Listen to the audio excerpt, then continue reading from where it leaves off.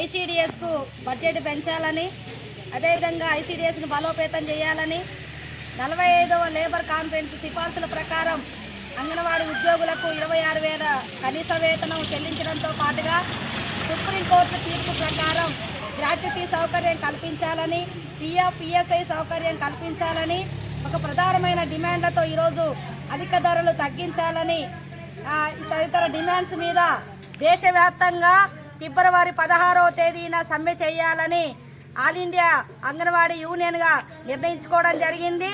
అందులో భాగంగా మన మంత్రి ప్రాజెక్టులోని అంగన్వాడీ ఉద్యోగులందరూ కూడా, టీచర్ల ఆయాలందరూ కూడా ఈ సమ్మెను జయప్రదం చేయాలని Telangana anganwadi teachers and helpers union సిఐటిగా అందరికీ కూడా విజ్ఞప్తి చేస్తున్నాం. ఈరోజు కేంద్ర ప్రభుత్వం మరి 10 సంవత్సరాలు గడుస్తున్నప్పటికీ కూడా అనేక సార్లు దరఖాస్తుల ద్వారా, ఆందోళన కార్యక్రమాల ద్వారా ఢిల్లీ దాకా కూడా వచ్చి మరి అనేక సార్లు సమస్యలు విన్నవించుకున్నప్పటికీ కూడా మరి కేంద్ర ప్రభుత్వం ఆ సమస్యలు వినలేదు. మరి అదే రకంగా ఐసీడీఎస్ను ఇంకా నీరుగార్చే ప్రయత్నాలు చేస్తున్నారు, ప్రైవేటీకరణ విధానాలు తీసుకొస్తున్నారు. కాబట్టి పేద ప్రజలకు, గర్భిణీ బాలింతలకు, చిన్నపిల్లలకు ఉపయోగపడుతున్న ఐసీడీఎస్ స్కీమును బలోపేతం చేయాలని జరిగే ఈ సమ్మెలో మరి మొత్తం దేశవ్యాప్తంగా ఉన్న అంగన్వాడీ ఉద్యోగులందరూ కూడా పాల్గొనబోతున్నారు. కాబట్టి దీన్ని జయప్రదం చేయాలని చెప్పేసి మరోసారి మీ అందరికి కూడా విజ్ఞప్తి చేస్తున్నాం.